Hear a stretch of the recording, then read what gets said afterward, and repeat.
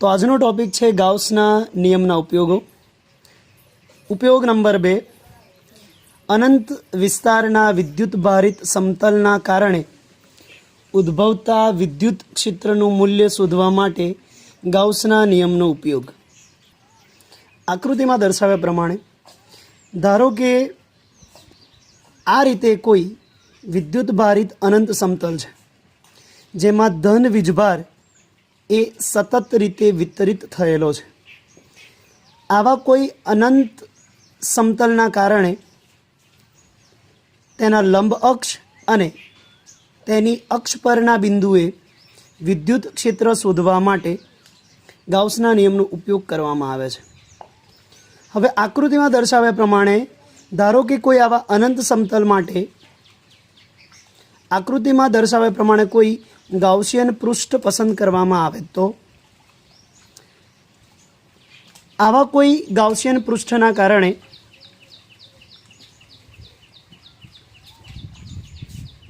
ધારો કે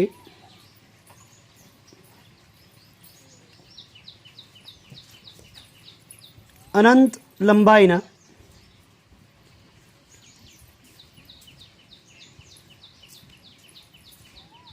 સમતલ માટે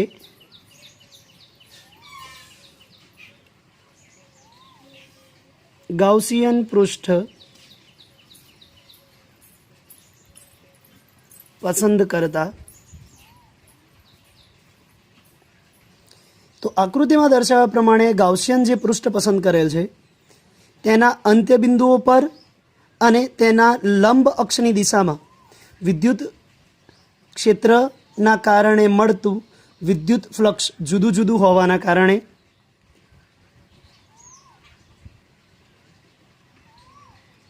ગાઉસિયન પૃષ્ઠના અંત્ય બિંદુઓએ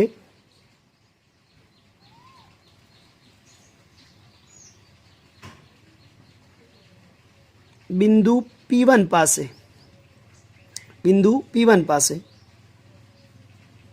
પસાર થતું ફ્લક્સ જેને φ1 વડે દર્શાવવામાં આવે તો φ1 બરાબર બિંદુ P1 પાસે પસંદ કરેલ DA સપાટીમાંથી પસાર થતા વિદ્યુત ક્ષેત્ર અને બિંદુ P1 પાસે પસંદ કરેલ સૂક્ષ્મ સપાટી DAનું સંકલન બરાબર EDA cos થીટા। હવે બિંદુ P1 પાસે E અને DA સમાંતર હોવાના કારણે થીટાનું મૂલ્ય 0, તે પરથી cos 0 બરાબર 1 માટે બિંદુ P1 પાસે પસાર થતું ફ્લક્સ φ1 બરાબર સંકલન E અને DA બને। હવે આવા સૂક્ષ્મ DA ભાગોને ભેગા કરવામાં આવે એટલે કે તેનું સંકલન કરવામાં આવે તો નળાકારના આડછેદનું ક્ષેત્રફળ બને માટે φ1 બરાબર E સંકલન S DA। આ સૂક્ષ્મ સપાટીનું સંકલન જે ક્ષેત્રફળ રજૂ કરે માટે બિંદુ P1 પાસેનું ફ્લક્સ φ1 બરાબર E ઇન્ટુ A પરિણામ નંબર 1 મુજબ મળે। તેવી જ રીતે બિંદુ P2 માટે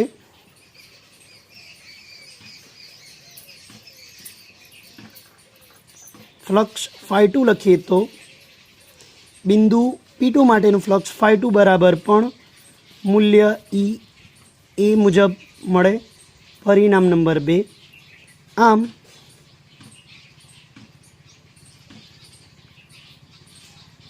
ગાઉસિયન સપાટીના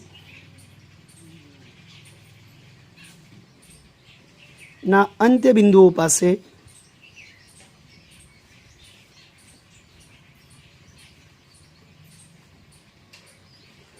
મળતું કુલ ફ્લક્સ જેને ફાઈ વડે દર્શાવીએ તો EA વત્તા EA બરાબર કુલ ફ્લક્સ ફાઈ બરાબર 2 ટાઈમ્સ ઈ એ પરિણામ નંબર 3.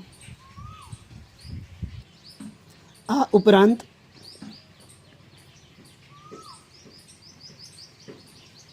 ગાઉસિયન સપાટીના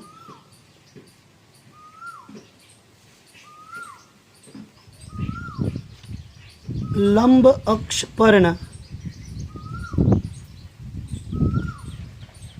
તમામ બિંદુઓ માટે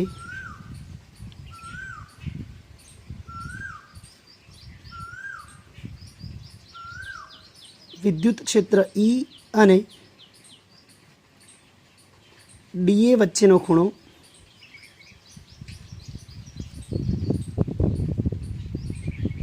બરાબર 90 ડિગ્રી હોવાના કારણે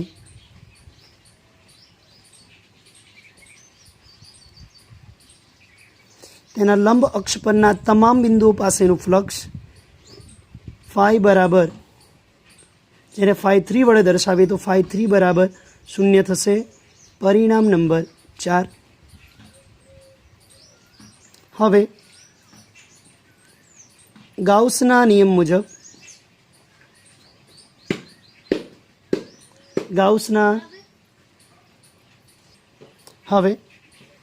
ગાઉસના નિયમ મુજબ આવા કોઈ અનંત સમતલના કારણે ગાઉસિયન સપાટીના અંત્ય બિંદુઓ પાસે પસાર થતા કુલ ફ્લક્સ ફાઈનું મૂલ્ય ફાઈ બરાબર 2 ટાઈમ્સ ઈએ બરાબર ગાઉસના નિયમ મુજબ તેના અંત્ય બિંદુઓ પાસેના વીજભારનો સરવાળો અને એપ્સલોન 0ના ગુણોત્તર મુજબ થાય છે. પરિણામ નંબર 5.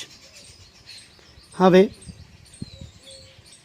અનંત વીજભાર ધરાવતા સમતલના વીજભારનું મૂલ્ય જો સિગ્મા વડે દર્શાવવામાં આવે તો હવે પૃષ્ઠ ઘનતા સિગ્મા બરાબર એકમ ક્ષેત્રફળ દીઠ મળતો વીજભાર Q.